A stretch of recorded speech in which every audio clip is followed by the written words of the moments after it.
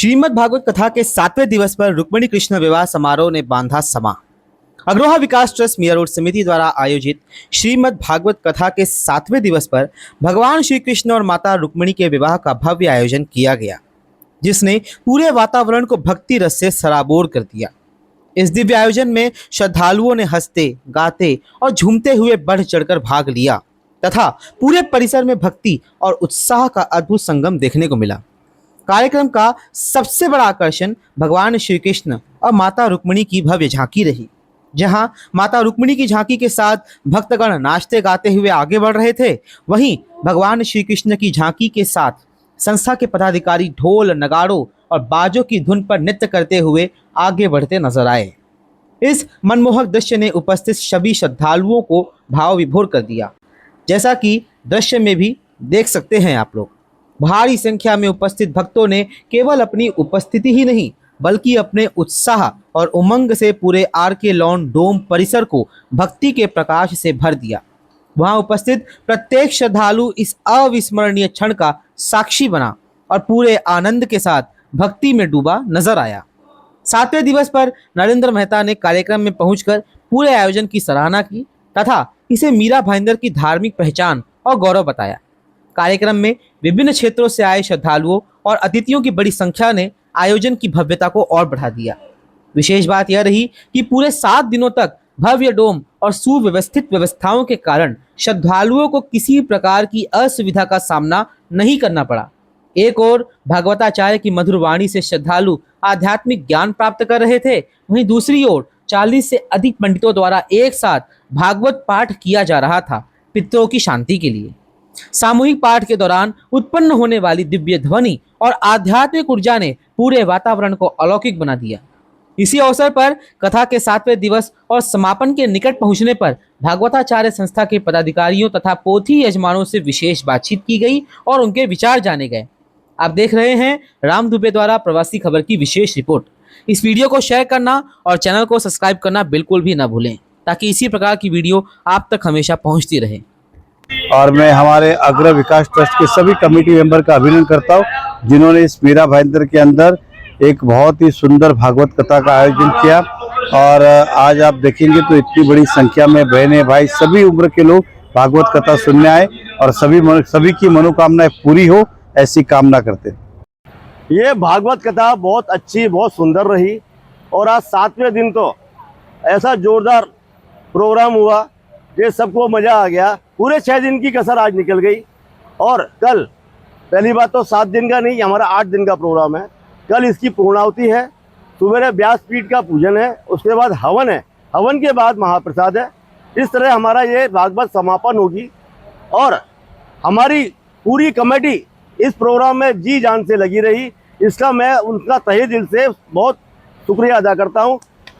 पूरी कमेटी तन मन धन, बहुत से कमेटी मेंबरों ने तो अपने व्यापार से छुट्टी ले रखी है।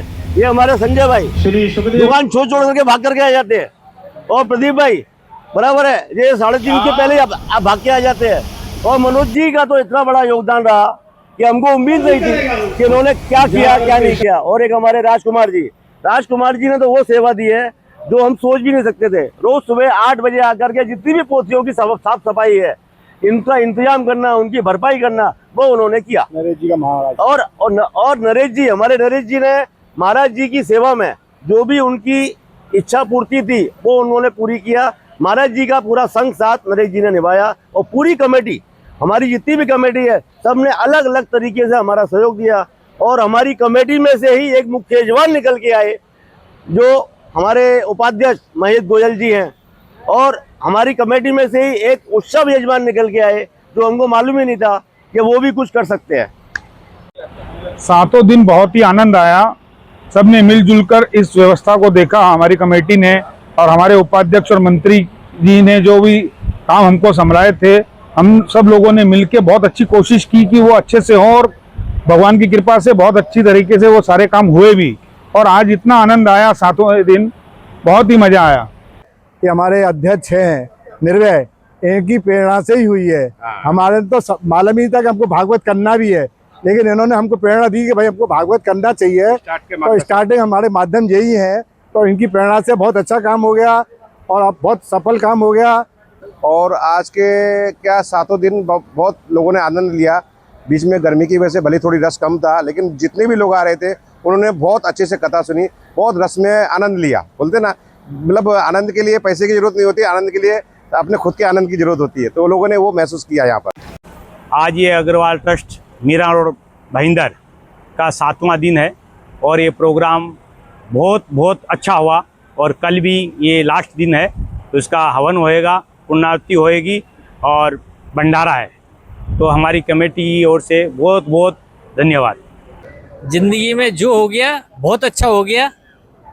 अकेले का कोई साधन नहीं होता है। हमारे से भगवान के प्रति जो श्रद्धा हो गई वो कर दिया, और इससे बढ़िया नहीं हो सकता है। सब खुश है एकदम। देखो, भागवत जैसी कथा है वो कोई पर्टिकुलर समाज के कास्ट की या उसकी नहीं होती है, ये सारे सनातन हिंदू धर्म के लिए होती है। ये तो भगवान की प्रेरणा मिलती है किसी किसी को जो आयोजक बनता है। तो मैं अभिनंदन करना चाहता हूँ अग्रवा विकास ट्रस्ट मीरा रोड का, उनके पदाधिकारियों का, कि उनको भगवान की प्रेरणा मिली कि उन्होंने ये आयोजन किया और ऐसे कथा रस्म यहाँ हो रही है जो भक्तों के लिए, मतलब भक्तों के कानों में गूंज रही है।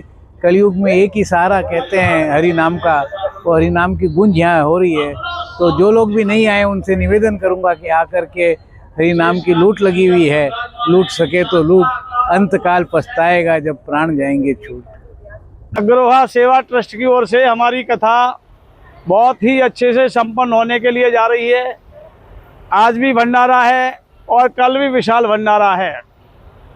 और भागवत में अंत में भगवान कृष्ण का संगीत ही श्रेष्ठ माना गया है। कृष्ण नाम को ही श्रेष्ठ माना गया है। भागवत स्वयं कृष्ण हैं। जब भगवान कृष्ण गोलोक धाम को गए तो अपना स्वरूप भागवत जी में छोड़ करके गए।